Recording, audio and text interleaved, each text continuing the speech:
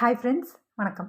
இன்னைக்கு நம்ம today is good day channel என்ன பார்க்க போறோம்னா ஹிந்தி விஷாரத் பூர்வாதில் இருக்கக்கூடிய நவீன் கஹானி கலஷ் அதில் 7th லெசனான பத்லா அந்த லெசனினுடைய சாராंश தான் இப்போ பார்க்க போகிறோம்.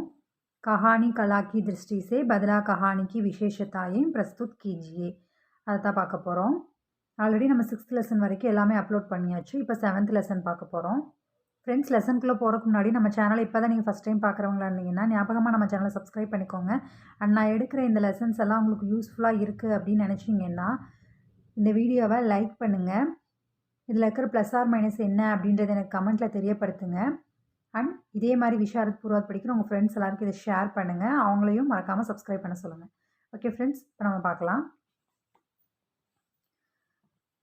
பத்லா பத்லா அப்படின்னா பழிவாங்குதல். ஒருத்தங்க ஏதாவது பண்ணிட்டாங்க நமக்கு அப்படின்னா அவங்கள திருப்பி நம்ம பழி வாங்குவோம் அப்படின்ற மாதிரி அந்த பழி வாங்குதல் அப்படின்றது தான் இந்த கதையினுடைய தலைப்பாக இருக்கிறது. இதை எழுதியவர் ஆரிக் பூடி. कहानी कला की दृष्टि से बदला कहानी की विशेषताएं प्रस्तुत कीजिए. கஹானி கலா அதனுடைய அடிப்படையில் பதலா அப்படின்ற இந்த கதையினுடைய சிறப்புகளை வெளிப்படுத்துங்க. सारांश. आरिक पूडी ने इस कहानी में भ्रष्टाचार और रिश्वत खोरी का स्पष्ट चित्रण किया है. அதாவது ஆரிக் பூடி அவர்கள் இந்த கஹானியில் பிரஷ்டாச்சார் அவர் ரிஷ்வத் அப்படின்னா லஞ்சம், ஊழல், இந்த மாதிரி அரசாங்கத்தில் இருக்கக்கூடிய லஞ்சம், ஊழல், அதிகாரிகள் இவங்கெல்லாம் வாங்குறாங்க இல்லையா, அந்த மாதிரி செய்கின்ற விஷயத்தை ஸ்பஷ்ட சித்ரன் கியா ஹை, நல்ல ஒரு தெளிவான முறையில் இதில் சித்தரித்து இருக்கிறார். सरकारी अस्पताल में मामूल के बिना रोगियों को सही इलाज नहीं मिलता. सरकारी अस्पताल அப்படின்னா கவர்மெண்ட் ஹாஸ்பிட்டலில் மாமூல் கே பினா ரோகியோங்கோ சஹி.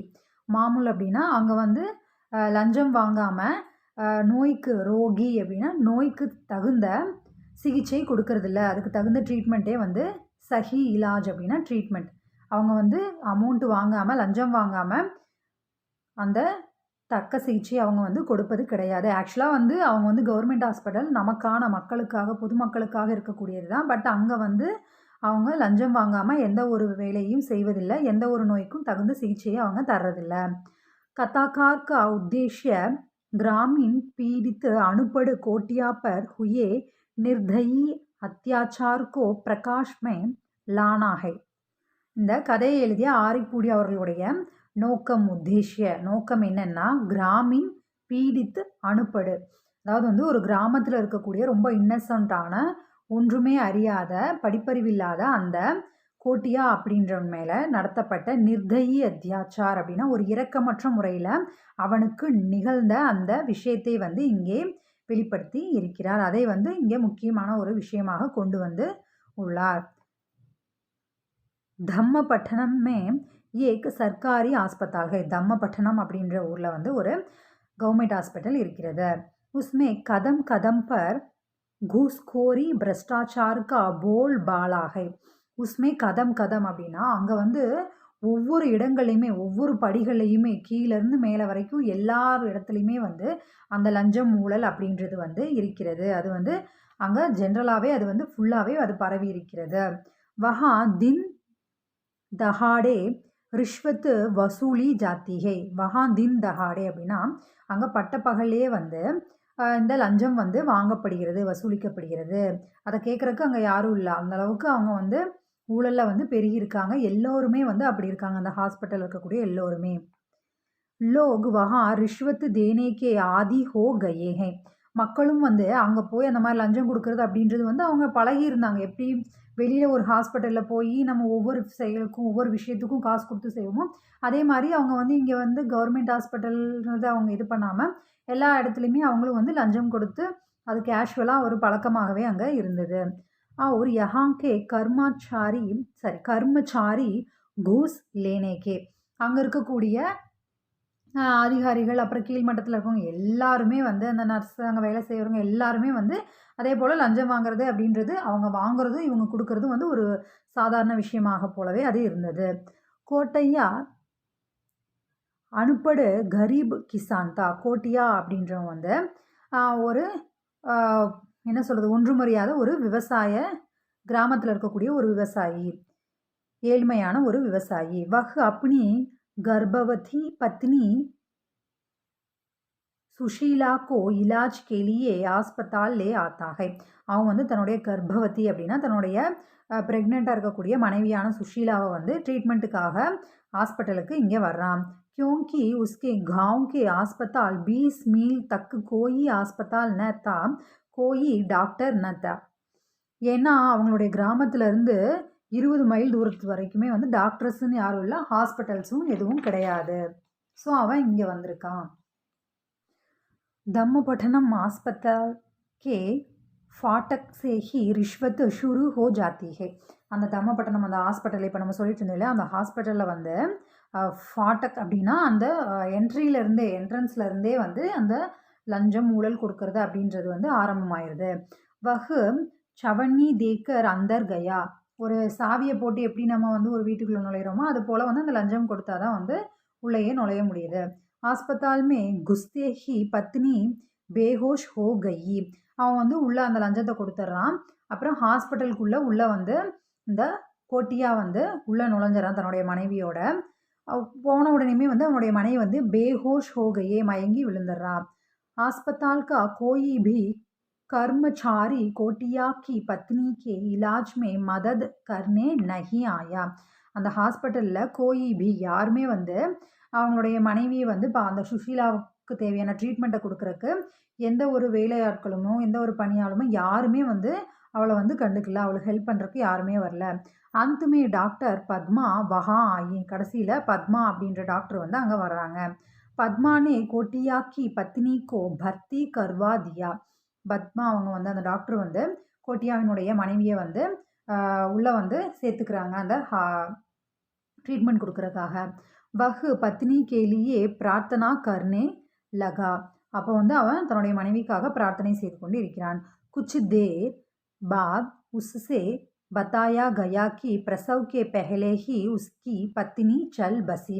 கொஞ்ச நேரத்தில் குச் தேர் பாத் கொஞ்ச நேரம் கழித்து அவங்க வந்து சொல்கிறாங்க, இந்த மாதிரி உங்களுடைய மனைவி வந்து பிரசவத்துக்கு முன்னாடியே வந்து இறந்து போயிட்டாங்க. சல் பசி. लाश को देखने पर पता चला कि ठीक से इलाज नहीं किया गया. அந்த லாஷ் அப்படின்னா அவனுடைய அந்த மனைவியினுடைய அந்த இறந்து போன அந்த உடலை பார்க்கும்போது அவனுக்கு தெரியுது என்ன அப்படின்னா சரியான முறையில் சிகிச்சை அளிக்கப்படலை அப்படின்றது அவனுக்கு தெரிய வருது. லாஷ் உठाने में भी किसी ने उसकी मदद नहीं की. லாஷ் உட்டானே அப்படின்னா அந்த பிணத்தை தூக்கிட்டு வர்றதுக்கு கூட யாருமே வந்து அவனுக்கு ஹெல்ப் பண்ணல. ஏன்னா எல்லாத்துக்குமே லஞ்சம் அப்படின்றது தேவைப்படுது இல்லையா, அவன்கிட்ட அது கொடுக்குறக்கு அவன்கிட்ட அமௌண்ட் இல்லை. ஸோ யாருமே வந்து ஹெல்ப்புக்கு கூட வரல. वह अपने मालिक की बैल गाड़ी से पत्नी को लेकर आया था. उसी गाड़ी में लाश को लिटाकर वापस ले गया. அவன் வந்து தன்னுடைய ஓனர்னுடைய முதலாளியினுடைய அந்த மாட்டு வண்டியில் தான் தன்னுடைய மனைவி கூட்டிகிட்டு வந்தான். ஸோ இப்போ அந்த வண்டியிலேயே வந்து அவனுடைய சவத்தை வந்து ரிட்டர்ன் எடுத்துகிட்டு அவன் போகிறான். उसके मन में दुख क्रोध प्रतिकार गाड़ी के चरमर की तरह हलचल मचा रहे थे. அவனுடைய மனதில் வந்து துக்கம், அந்த கோபம், பழி வாங்கணும், ஏன்னா வந்து தன்னுடைய மனைவியை வந்து இப்படி பண்ணிட்டாங்க, சரியான ட்ரீட்மெண்ட் கொடுத்துருந்தா தன்னுடைய மனைவியை காப்பாற்றிருக்கலாம் அப்படின்ற அந்த எண்ணம், இது எல்லாமே வந்து அந்த வண்டியினுடைய அந்த சக்கரம் போல் அவனுடைய மனசில் வந்து அது சுழண்டுக்கிட்டே இருக்குது. गांव में अंतिम संस्कार करके 13वीं के होते ही कोटिया धम्मपट्टनम लौटा. गांव में अंतिम அதாவது அந்த கிராமத்தில் அந்த மனைவியினுடைய அந்த இறுதி சடங்குகள் அதெல்லாம் முடிச்சுட்டு 13வது நாள் முடிச்சுட்டு அவன் வந்து கோட்டையா வந்து இப்போ அந்த தம்மப்பட்டணத்துக்கு திரும்பி வர்றான், அந்த ஹாஸ்பிட்டலில் இருக்கிற ஊருக்கு. வஹ் ஆஸ்பத்தால் கே சாம்னே பூக் ஹடுத்தால் பர் பைட் கயா. இப்போ அவன் வந்து அந்த ஹாஸ்பிட்டல் முன்னாடி வந்து உண்ணாவிரதம் மேற்கொள்கிறான். ஹடுத்தால் பர் பைட், பூக் ஹடுத்தால் அப்படின்னா உண்ணாவிரதத்தை மேற்கொள்கிறான். 3 दिन बीत जाने पर भी किसी ने उस पर ध्यान नहीं दिया. 3 நாட்கள் கழிஞ்சிருச்சு, ஆனாலும் அவங்ககிட்ட வந்து யாருமே வந்து என்ன ஏது அப்படின்றத அவனை யாருமே கவனிக்கல, கண்டுக்கவும் இல்லை. उसके पास एक कपड़े पर बड़े बड़े अक्षरों में लिखा था, इस अस्पताल से प्राण खाऊ घूसखोरी ஹட்டாவோ. அவன் வந்து அதுக்கப்புறம் ஒரு துணியில் வந்து என்ன எழுதுறான்னா, இந்த மாதிரி வந்து இந்த ஹாஸ்பிட்டலில் வந்து உயிரை நீங்கள் வந்து வேணும் அப்படின்னா, இங்கே வந்து ட்ரீட்மெண்ட் வேணும் அப்படின்னா நீங்கள் வந்து இதுதான் லஞ்சம் தான் கொடுக்கணும், லஞ்சம் இல்லைன்னா உயிரை எடுத்துருவாங்க அப்படின்ற மாதிரி அவன் வந்து அந்த மாதிரியான வாசகங்களை எழுதி வச்சுட்டு உட்காந்துருக்கான். அவனுடைய உண்ணாவிரதத்தை மேற்கொள்கிறான். चंद दिनों में उसके हड़ताल के समर्थन में शहर के 2-3 नेता भी आ गए. चंद दिनों में ஓரிரு நாட்கள் கழிச்சு ஓரிரு நாட்களில் அவனுடைய அந்த போராட்டத்தை வந்து என்ன சொல்கிறது ஏற்று அவனுக்கு வந்து ஆதரவு சமர்த்தன்மே ஷஹர்கே ஆதரவு தெரிவித்து நகரத்தில் இருக்கக்கூடிய ஒரு 2-3 தலைவர்கள் வந்து வருகிறாங்க. देखते देखते शिकायतों का ढेर सा लग गया. பார்த்துட்டு இருக்கவே வந்து திடீர்னு வந்து அந்த கம்ப்ளைண்ட்ஸ் எல்லாம் வந்து அந்த ஹாஸ்பிட்டல் மேலே இருக்கிற கம்ப்ளைண்ட்ஸ் எல்லாம் வந்து குவிய தொடங்குது. தஹ்கீகாத் கா இன்திஜாம் ஹுவா. ஸோ இப்போது விசாரணைக்கு ஏற்பாடு செய்யப்படுகிறது. தஹ்கீகாத் அப்படின்னா விசாரணைக்கு, இன்திஜாம் அப்படின்னா ஏற்பாடு செய்யப்படுகிறது. பூச்தாச் மே பகுத் சி பாத்தேன் பிரகாஷ் மே ஆயி. ஸோ விசாரணையினோட முடிவில் நிறைய விஷயங்கள் வந்து தெரிய வருகிறது, வெளிச்சத்துக்கு வருகிறது. கை பாத்தேன் டாக்டர் பத்மாக்கோ மாலும் நஹீம் தி. நிறைய விஷயங்கள் அங்கே இருக்கக்கூடிய அந்த டாக்டர் பத்மாவுக்கு தெரியல. பத்மா அப்புனா பாயன் தேனே கேலியே தையார் ஹுயி. ஸோ அவங்க வந்து இந்த மாதிரி நடந்த ஊழல் இந்த மாதிரியான விஷயங்கள் எல்லாம் வந்து அவங்களுக்கு தெரிஞ்ச விஷயங்களை அவங்க சொல்கிறதுக்கு தயாராக இருந்தாங்க. பஹா தோ சபுகே சபு பிரஷ்டாச்சாரி தே. அங்கே இருக்கக்கூடிய எல்லோருமே வந்து ஊழல்வாதிகளாக இருந்தாங்க. ரகசிய குல்னா ந சாகத்தே தே. सब भ्रष्टाचारी मिलकर डॉक्टर पद्मा की हत्या करके कोटिया को अपराधी ठहराने में सफल हो गए. ஸோ அங்கே இருக்கக்கூடிய அந்த ஊழல் பெருச்சாளிகள், அந்த லஞ்சம் வாங்கினவங்க இவங்கெல்லாம் வந்து இந்த விஷயம்லாம் இவங்க அந்த பத்மா இவங்க வந்து சொல்லிட்டாங்க அப்படின்னா, அவங்களுக்கு தெரிஞ்ச விஷயத்த சொல்லிட்டாங்க அப்படின்னா, இப்போ வந்து மற்றவங்க எல்லாம் மாட்டிக்குவாங்க. ஸோ ஜெயில் சிறை தண்டனை அதெல்லாம் அனுபவிக்கணும். அதனால் சப் பிரஷ்டாச்சாரி மில்கர் மற்ற இருக்கக்கூடிய அந்த ஊழல்வாதிகள், அந்த லஞ்சம் வாங்கி அவங்க எல்லாம் ஒன்றா சேர்ந்து டாக்டர் பத்மாவை வந்து ஹத்யா கர்கே கொலை செய்து அந்த பழியை வந்து கோட்டியா மேலே வந்து போட்டுடுறாங்க. அதில் அவங்க சஃபல் ஹோகையே வெற்றியும் பெற்று விடுகிறார்கள். இஸ் சில்சிலேமே கோட்டியா பி கைது ஹோகையே. ஸோ இதனுடைய நீட்சியாக, இதனுடைய தொடர்ச்சியாக கோட்டியா வந்து கைது செய்யப்படுகிறான்.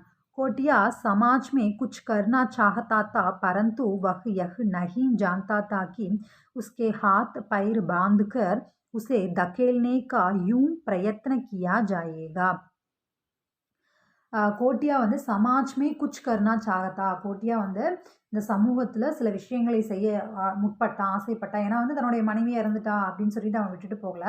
இதுக்கப்புறமும் வந்து இந்த மாதிரி யாரும் இந்த கஷ்டத்தை அனுபவிக்கக்கூடாது, இந்த மாதிரி அவங்க வந்து லஞ்சம் ஊழல் இதனால் வந்து பிற உயிர்கள் சாகக்கூடாது அப்படின்னு நினச்சான்.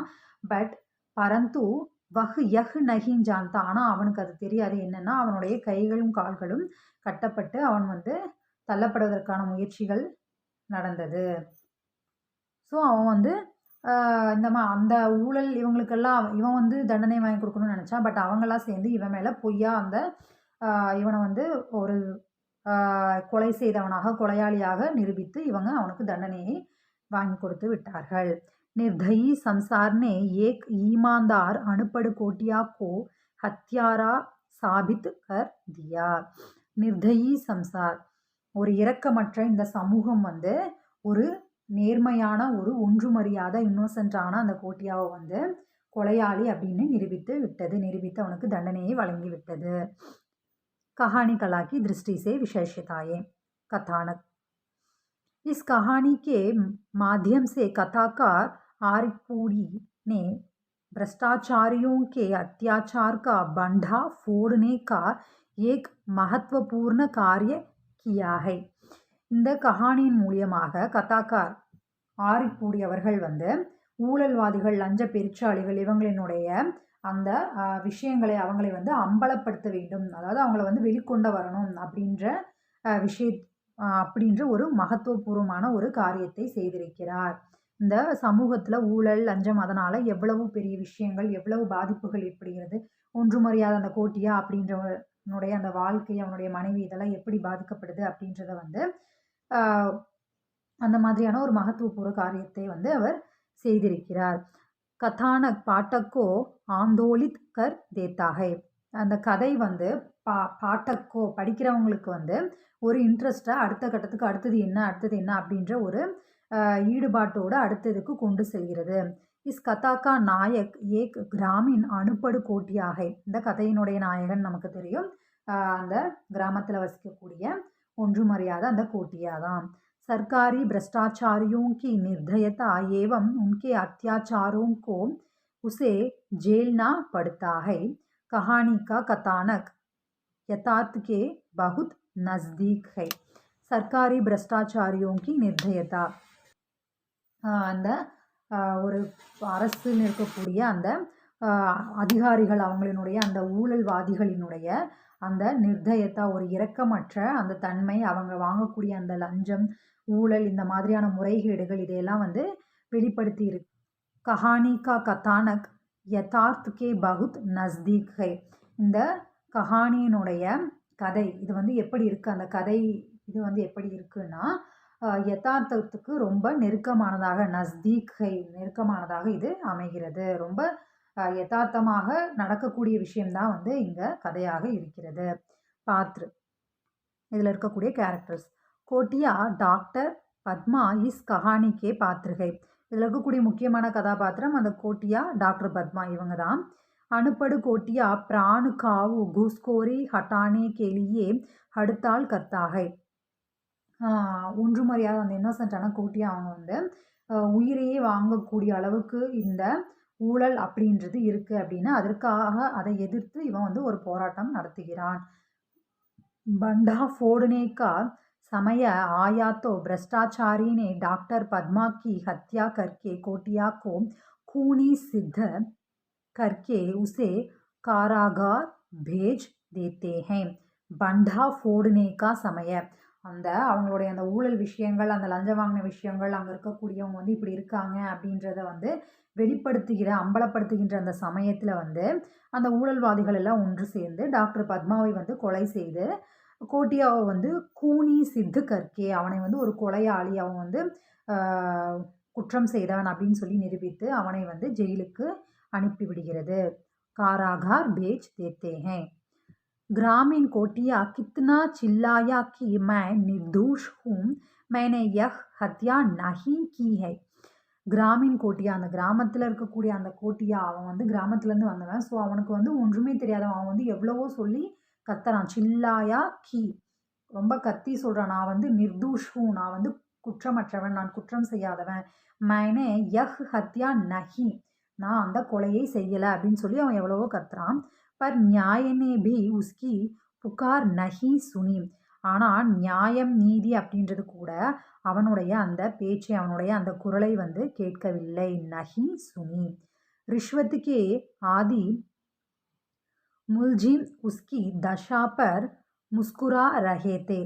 அந்த ஊழல் லஞ்சம் இதெல்லாம் வந்து என்ன சொல்கிறது, அந்த நீதி நேர்மை இந்த விஷயங்கள் அவன் குற்றமற்றவன் அப்படின்னு தான் இருக்கான். பட் அதை பார்த்து இந்த மாதிரியான சுச்சுவேஷன் வந்து சிரிக்கிறது. அப்படி தான் நம்ம இதில் வந்து நிலைமை அப்படி தான் இருக்குது. இந்த ஸ்டோரியில் இந்த சுச்சுவேஷனில் அப்படி தான் இருக்கிறது. ஏன்னா அவன் வந்து ஒரு குற்றமற்றவன், ஆனால் வந்து அவனுடைய நிலைமை வந்து இப்படி இருக்குது. அவனை வந்து குற்றமானவன் அப்படின்னு சொல்லி குற்றம் செய்தவன், கொலை செய்தவன் நிரூபித்து அவனை ஜெயிலுக்கு அனுப்பிச்சிட்டாங்க.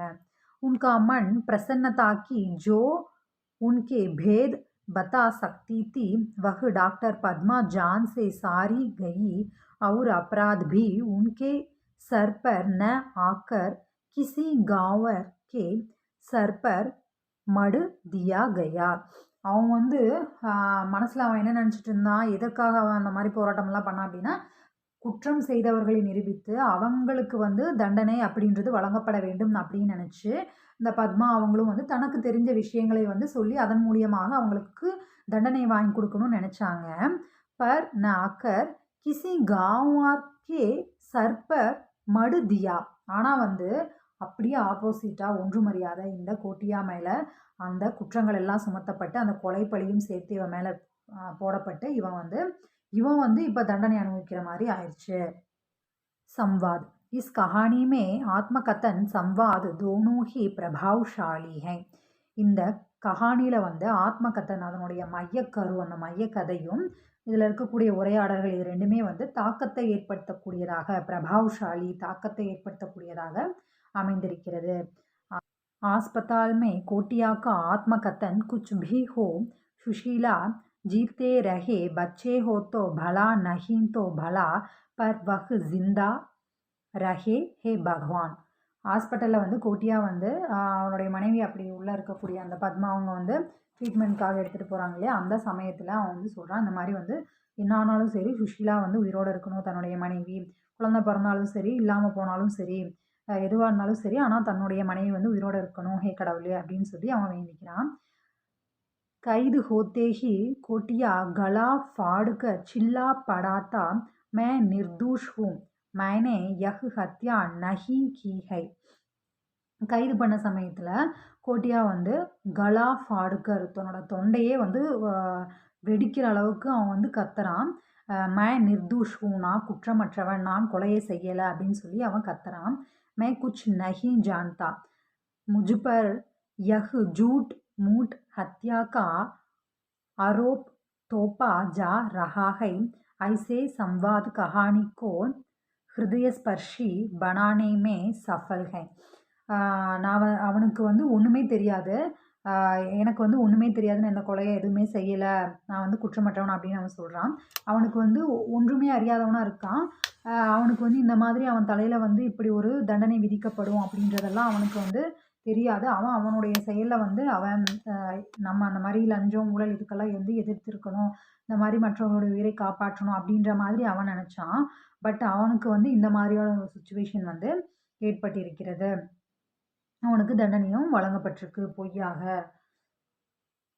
ஐசே சம்வாத் கஹானிக்கோ ஹிருதயஸ்பர்ஷி பனானேமே சஃபல்கை. அந்த மாதிரியான உரையாடல்கள் அவன் வந்து நான் வந்து குற்றமற்றம் அப்படின்லாம் சொல்கிறான் இல்லையா, அந்த மாதிரி சமயத்தில் வந்து அந்த மாதிரியான உரையாடல்கள் எல்லாம் வந்து மனதை வருடக்கூடியதாக ஒரு இதயபூர்வமான ஒரு விஷயங்களாக அது அமைந்திருக்கிறது, மனதை தொடக்கூடிய ஒரு விஷயங்களாக அது அமைந்திருக்கிறது. அவன் அந்த மாதிரி சொல்லும்போது நமக்கும் வந்து அந்த கதையை படிக்கிற நமக்கும் தெரியும் அவன் குற்றமற்றவன்னு. பட் அந்த மாதிரியான ஒரு சுச்சுவேஷன் நம்ம வந்து அதை படிக்கும்போது நமக்கு வந்து இதயத்தை தொடக்கூடிய ஒரு விஷயமாக அது அமைகிறது.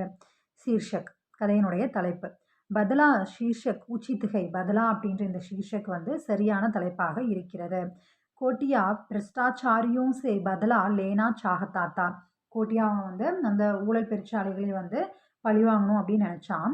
பிரஷ்டாச்சாரியோன்னே உசுசே பதலா லே லியா. ஆனால் அந்த ஊழல்வாதிகள் எல்லாம் சேர்ந்து இவனை வந்து பழி வாங்கிட்டாங்க, இவனை வந்து கஷ்டப்படுத்திட்டாங்க. சீர்ஷக்கு உச்சித்கை. ஸோ இந்த தலைப்பு உச்சிதமானது. சீர்ஷக்கு கஹானிக்கோ படுனே கேலியே பாத்திய கர்த்தாகை. ஒரு கதையினுடைய தலைப்பு அப்படின்றதா வந்து ஒரு கதையை படிக்கக்கூடியவங்களுக்கு ஒரு இம்பார்ட்டண்ட்டானதாக அமைகிறது. ஸோ இந்த கதையை படிக்கிறவங்களுக்கு இது வந்து கரெக்டான ஒரு தலைப்பாகத்தான் இருக்கிறது. ஷீர்ஷக்கு கே காரன் ரோச்சகதா பனி ஹுயிஹே. இந்த கதையினுடைய தலைப்பின் காரணமாக பழிவாங்குதல் அப்படின்னா, ஸோ பழிவாங்குறது என்ன பழிவாங்குறது அப்படின்ற மாதிரி நமக்கு ஒரு இன்ட்ரெஸ்டாக இருக்கும் அந்த கதையை படிக்க ஆரம்பிக்கும் போது. ஸோ இந்த கதையினுடைய தலைப்பு ஒரு ஆர்வத்தை தூண்டக்கூடியதாக அமைகிறது. உத்தேஷ்ய, நோக்கம். भ्रष्टाचार और उसकी निर्दयता को प्रकाश में लाना कथाकार का मुख्य उद्देश्य है.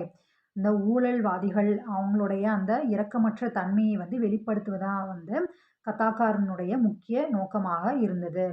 இஸ்மே உசே சஃலதா மிலிகை. அதில் அவர் வெற்றியும் கண்டுவிட்டார். கஹானிக்கா அந்த மர்ம ஸ்பர்ஷிகை. கதையினுடைய அந்த இறுதி முடிவு வந்து மனதை வருடக்கூடியதாக, இதயத்தை வருடக்கூடிய ஒரு விஷயமாக அது அமைகிறது. இஸ் பிரகார் கஹானி கலாக்கி திருஷ்டி சே கஹானி சஃபல்கை. இந்த எல்லா விதங்களையும் பார்த்தோம் அப்படின்னா, கதை, கேரக்டர், உரையாடல்கள், அதனுடைய தலைப்பு, நோக்கம், இது எல்லாமே பார்த்தோம் அப்படின்னா இந்த கஹானி வந்து கலாக்கி திருஷ்டி சே வந்து சரியான ஒரு வெற்றிகரமான ஒரு கஹானியாகத்தான் அமைந்திருக்கிறது. ஓகே ஃப்ரெண்ட்ஸ், நான் எடுத்த இந்த சாராம்சம் உங்களுக்கு புரிஞ்சிருந்ததுன்னா இந்த வீடியோவை தயவுசெய்து லைக் பண்ணுங்கள். அப்போ தான் எனக்கும் தெரிய வரும் நான் எடுத்துருக்கிற லெசன் உங்களுக்கு புரியுதா இல்லையா அப்படின்றது. நீங்கள் லைக், கமெண்ட் எதுவுமே எனக்கு பண்ணலை அப்படின்னா எனக்கு எதுவுமே தெரியாது. நான் எடுக்கிறது எப்படி இருக்குது அப்படின்றது எனக்கு தெரியாது. நான் ஜஸ்ட் அவுட்புட் மட்டும் தான் கொடுக்க முடியும். நீங்கள் வந்து இந்த மாதிரி இருக்கிறது பரவாயில்ல, ஓகே, இல்லை லைக் பண்ணுறது இந்த மாதிரி பண்ணால் தான் எனக்கும் ஓகேவா நான் எடுக்கிறது போதுமா இல்லையா அப்படின்றது எனக்கும் தெரிய வரும். அண்ட் நம்ம சேனலை மறக்காமல் சப்ஸ்கிரைப் பண்ணிக்கோங்க. இதே மாதிரி விஷாரத் பூர்வாத் படிக்கிற உங்கள் ஃப்ரெண்ட்ஸ் எல்லாருக்கிட்ட ஷேர் பண்ணிக்கோங்க. ஓகே ஃப்ரெண்ட்ஸ், பாய்.